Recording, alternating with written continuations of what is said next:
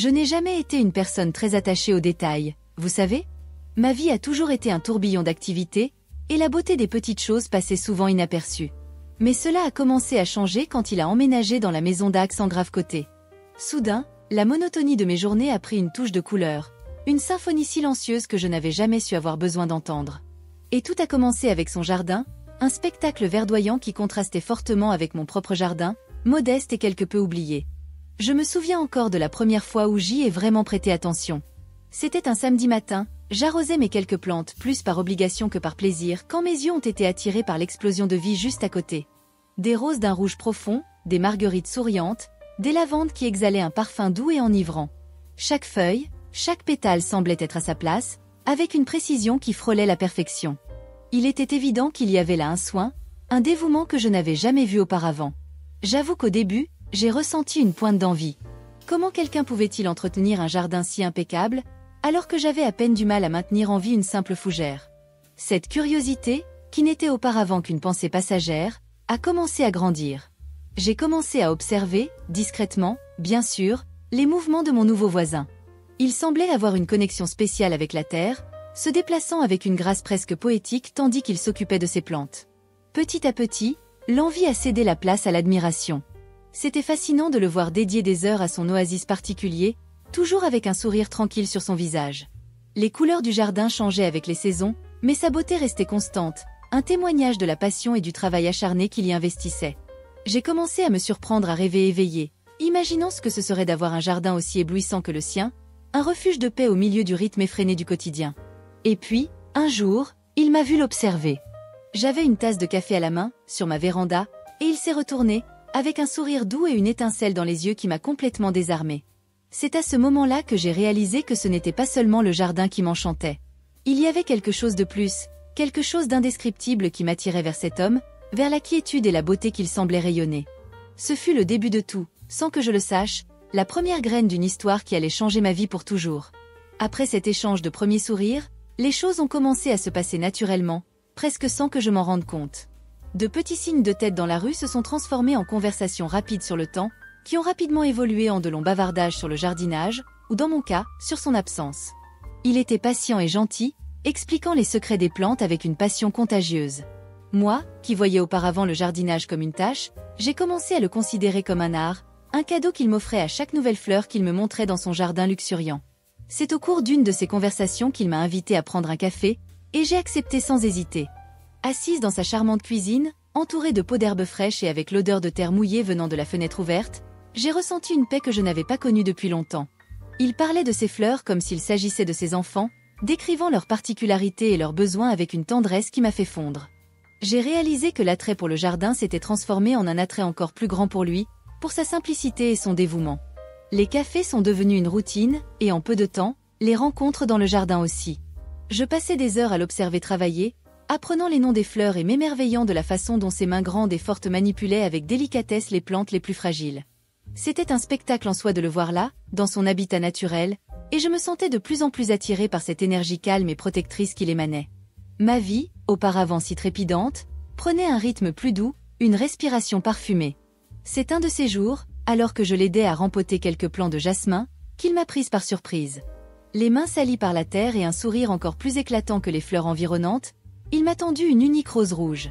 Ce n'était pas une rose ordinaire, elle était parfaite, veloutée, et exhalait un parfum doux et intense. « Pour toi », a-t-il dit, ses yeux rencontrant les miens avec une douceur qui m'a fait sentir des papillons dans l'estomac. C'était un geste simple, mais chargé de sens. À partir de ce jour, les fleurs sont devenues un symbole de notre amour qui fleurissait. Presque tous les jours, je trouvais un petit bouquet sur ma porte, ou une fleur seule sur la table de la cuisine, un cadeau silencieux qui en disait long. Roses, lys, orchidées, toutes plus belles les unes que les autres, toujours choisies avec soin, avec la même attention qu'il dédiait à son jardin. Notre romance était douce, parfumée, et je me sentais la femme la plus chanceuse du monde, bercée par cette passion qui naissait à chaque nouvelle aube. Les jours se sont transformés en semaines, et les semaines en mois. Notre vie ensemble était un conte de fées particulier, rempli de rires, de dîners aux chandelles et de matins paresseux à arroser les fleurs. Je me sentais complète, quelque chose que je n'avais jamais expérimenté auparavant. Il était mon havre de paix, l'homme qui m'avait apporté la paix et les couleurs dans une vie qui était auparavant si grise. Je n'aurais jamais imaginé que quelque chose puisse briser cette bulle de bonheur que nous avions construite avec tant de tendresse et de dévouement, fleur après fleur, baiser après baiser, jusqu'au moment le plus inattendu. Je me souviens encore de ce jour comme si c'était hier. Le soleil brillait, les fleurs du jardin étaient plus éclatantes que jamais, et je finissais de me préparer pour un déjeuner avec lui.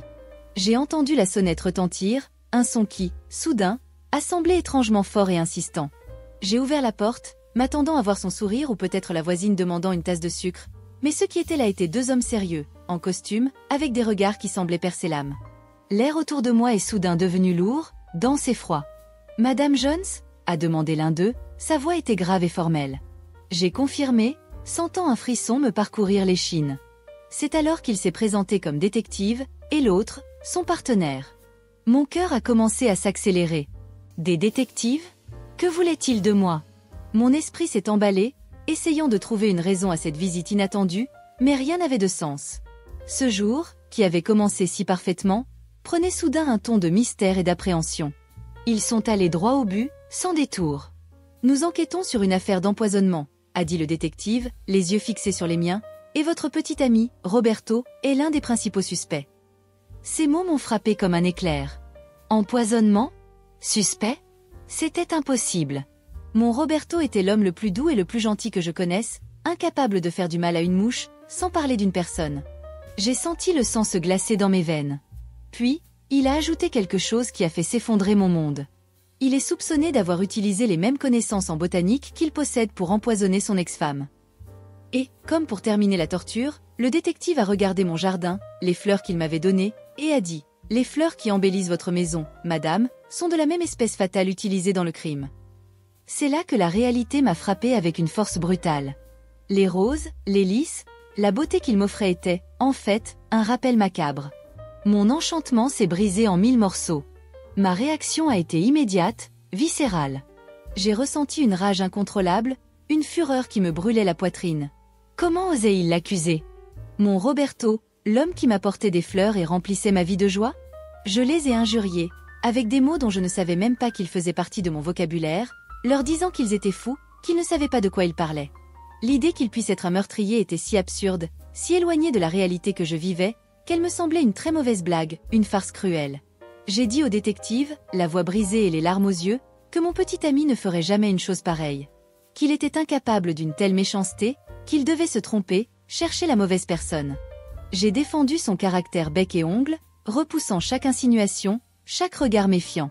À chacun de leurs mots, je ressentais une pointe d'incrédulité, une douleur aiguë qui se mêlait à mon indignation. Il n'y avait aucune chance, absolument aucune chance, que l'homme que j'aimais soit un criminel. Dès qu'ils sont partis, laissant derrière eux une traînée de doute et de désespoir, j'ai pris mon téléphone portable de mes mains tremblantes et je l'ai appelé. Ma voix faiblissait, les mots s'embrouillaient dans ma gorge, mais j'ai réussi à expliquer ce qui s'était passé. Il est arrivé en quelques minutes, le visage pâle et les yeux écarquillés, l'image du calme que j'aimais tant avait disparu, remplacée par une expression de choc et peut-être, je ne le savais pas encore, une goutte de culpabilité que je ne voulais pas voir. Je l'ai affronté dans le salon, entre les fleurs qui m'enchantaient auparavant et qui maintenant semblaient se moquer de moi. J'ai demandé directement, la voix pleine de douleur et une pointe d'espoir qu'il nie tout, qu'il rie et dise que c'était un malentendu. « C'est vrai ?» ai-je murmuré, presque sans souffle, sentant mon cœur se serrer à chaque battement, craignant la réponse que je savais pouvoir venir. La tension dans la pièce était presque palpable, et le silence qui a suivi a semblé durer une éternité, un tourment sans fin. Et puis, il a parlé. D'une voix basse, presque un murmure, il a avoué. Il n'a pas nié, n'a pas essayé de se défendre. « Oui », a-t-il dit, « j'ai empoisonné mon ancienne épouse. » Les mots sont tombés sur moi comme des pierres, détruisant chaque morceau de mon illusion. Il a continué, avec une froideur qui m'a fait reculer, expliquant le motif. Elle l'avait trahi, avec son propre frère. Et puis, il a ajouté, « Alors je l'ai tués tous les deux. » L'air m'a manqué. Mon monde, construit sur des fleurs et de l'affection, s'était transformé en un sombre cauchemar. Le choc de la révélation m'a paralysé. J'étais là, immobile au milieu du salon, entouré de la preuve vivante de son mensonge et de sa cruauté. Les fleurs qu'il m'avait données, les mêmes qui ornaient ma maison et qui représentaient auparavant notre amour, semblaient maintenant pâles et menaçantes. L'image de l'homme doux et passionné que je connaissais s'est effondrée, révélant une froideur effrayante. Mon cerveau essayait de traiter l'information, mais c'était comme si j'étais dans un cauchemar dont je ne pouvais pas me réveiller, un cauchemar trop vif. Il m'a regardé, Et j'ai vu dans ses yeux un étrange mélange de regret et de ce qui semblait être une justification. Il ne demandait pas pardon, ne s'excusait pas pour ce qu'il avait fait, mais expliquait la douleur de la trahison. La façon dont il a raconté les faits, avec un calme presque clinique, n'a fait qu'accroître ma terreur. Comment quelqu'un capable d'aimer tant les fleurs et moi, pouvait-il avoir été si brutal avec une autre personne? Cette contradiction me tourmentait, rongeant l'image que j'avais de lui. Pendant un instant, j'ai pensé crier, m'enfuir, appeler la police et le dénoncer. Mon corps tremblait, et la répulsion m'envahissait. Tout ce que je pensais savoir sur lui, sur nous, était un mensonge. La douceur de notre romance, les cadeaux, l'attention, tout semblait contaminé, taché par ce terrible secret. Je ressentais une douleur profonde, une trahison non seulement de sa part, mais de ma propre perception, de ma capacité à juger. Mais alors, quelque chose d'étrange est arrivé. Pendant qu'il parlait, pendant que la vérité se déroulait devant moi, j'ai ressenti une pointe de quelque chose que je ne pouvais nommer. Ce n'était pas de la pitié, ce n'était pas de la compréhension, mais une force d'attraction irrésistible qui semblait transcender la moralité. J'étais sous le choc, oui, mais une passion étrange, presque maladive, m'empêchait de penser clairement. C'était comme si l'intensité de l'amour que je ressentais pour lui était si grande qu'elle pouvait engloutir même le plus sombre des secrets. Et ce fut à cet instant de confusion et de désir conflictuel que je pris une décision impensable. J'ai regardé les fleurs, lui, et j'ai ressenti une force incontrôlable. L'idée de le perdre, de voir notre amour défait, était plus terrifiante que la vérité qu'il venait de me confesser. La passion que je ressentais, une passion que je n'avais jamais ressentie auparavant, était si intense qu'elle m'a aveuglée face au crime qu'il avait commis. J'ai décidé, là, que je garderais son secret. Que je le protégerais, coûte que coûte. La décision de passer outre son crime planait sur moi, un lourd fardeau, mais que j'étais prête à porter. La passion que je ressentais pour lui était un incendie qui consumait tout vestige de moralité ou de peur en moi. L'amour, ou ce que je croyais être l'amour, était une force écrasante, capable de me faire ignorer l'obscurité qui nichait en lui. Cet homme, avec ses mains qui plantaient la vie et qui l'avaient aussi fauché, était à moi, et je ne le livrerais pas, peu importe le coût pour mon âme. Les jours suivants furent un étrange mélange de soulagement et de tension. Les détectives ne revinrent pas, et peu à peu, la peur initiale fit place à une routine où le secret était le fondement de notre vie. Il continuait à prendre soin du jardin avec la même dévotion, et moi, de mon côté, continuais à admirer ses fleurs, maintenant avec un nouveau regard, un regard qui voyait non seulement la beauté, mais aussi l'ombre qui planait sur elle. C'était un pacte silencieux, une acceptation mutuelle d'une réalité déformée. Il ne tarda pas à me demander en mariage.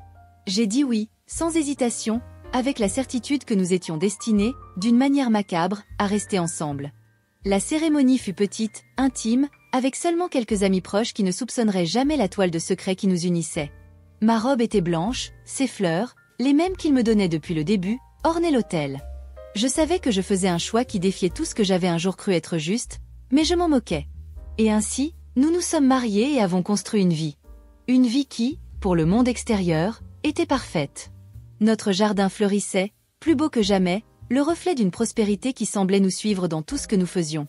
Les gens nous complimentaient, admiraient notre union, la façon dont nous étions complices. Personne n'aurait jamais imaginé le prix de cette complicité, le sombre secret qui arrosait les racines de notre bonheur, qui rendait nos fleurs si vibrantes, car il les aimait. Nous avons vécu une belle vie, prospère. Les souvenirs du passé, de ce qu'il avait fait et de ce que j'avais accepté, hantaient parfois mes rêves, mais ils étaient rapidement chassés par la réalité d'une vie confortable et remplie d'une passion qui, malgré tout, restait allumée. Le jardin continuait d'être notre refuge, un paradis privé construit sur le plus beau et le plus terrible des secrets. Et moi, la femme qui s'était enchantée d'un jardinier, vivais ma vie, sachant que certaines fleurs, aussi belles soient-elles, peuvent cacher les poisons les plus mortels.